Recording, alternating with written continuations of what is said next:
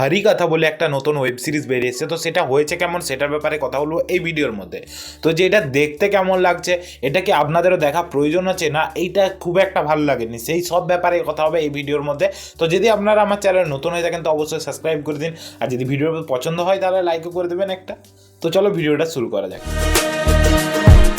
হরিকথা যেটা কি মুভিটা বেস করে রয়েছে আমাদেরই মানে ভগবান বা আমাদের ধর্মগ্রন্থ নিয়ে।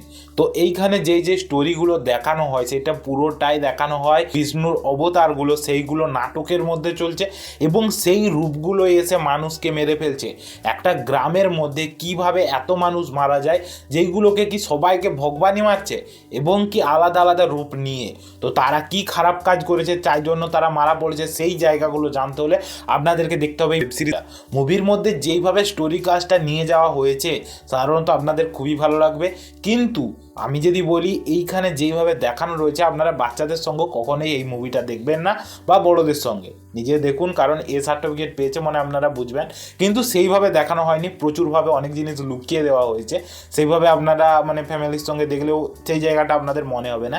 কিন্তু খুন খারাপ মানে সাধারণত যেইভাবে অ্যাকশনের মুহূর্তগুলো, যেইভাবে কামড়িয়ে গলার কাছ থেকে মাংস তুলে নিচ্ছে, সেই জায়গাগুলো আপনাদেরকে দেখলে মনে হবে কি খুব খারাপভাবে দেখানো রয়েছে।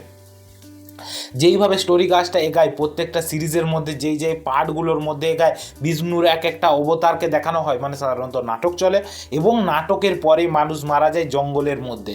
জঙ্গলের মধ্যে কখনো নরসিংহ অবতার নিয়ে মানুষকে মেরে ফেলছে, কখনো বা আলাদা আলাদা রূপ নিয়ে মেরে ফেলছে। তো কেন মারছে সেই জিনিসগুলো আপনাদেরকে খুব ভালো রকম লাগবে।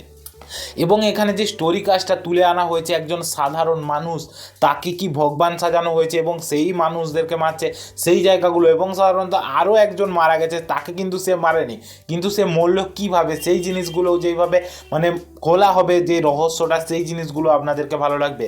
কিন্তু মুভিটা অনেকটাই প্রেডিক্ট করা যায় যে শেষ পর্যন্ত কি হতে পারে, কিন্তু যেইভাবে টুইস্ট অ্যান্ড টার্নগুলো চলতে থাকে ভালো লাগবে। প্রথম থেকে আপনারা যদি মুভিটা দেখতে থাকেন তো শেষ পর্যন্ত আপনাদেরকে এঙ্গেজিং করে রাখবে মুভিটা, সেইভাবেই মুভিটা চলতে থাকে। বাংলা ল্যাঙ্গুয়েজের মধ্যেও পেয়ে যাবেন আপনারা ডিজনি প্লাস হটস্টারের মধ্যে। বাংলা ছাড়াও অন্যান্য ল্যাঙ্গুয়েজে রয়েছে, কিন্তু আমি হিন্দি ডাবটা দেখেছি কারণ হিন্দির মধ্যেই মুভিটা দেখতে সাধারণত ভালো লাগছিল। বাংলা ডাবটার ট্রেলারটা যেটা বেরিয়েছে সেইটাই অতটা ভালো লাগেনি আমাকে, তো সেই জন্য আমি বাংলা ডাবটা দেখিনি। অরিজিনাল ডাব হয়তো আরও ভালো লাগতো, কিন্তু আপনারা বাংলা ডাবেও চাইলে যে দেখতে পারেন। তবে মুভিটার মধ্যে খারাপ দিক সম্পর্কে যদি আমি বলি, মুভিটার মধ্যে অনেকটাই খারাপ দিক রয়েছে, কারণ মুভিটা যেটুকু কি অনেক লেন্থলি মনে হয়, যে অনেক অনেক জায়গাগুলো সেইভাবে প্রেজেন্ট করতে পারেনি।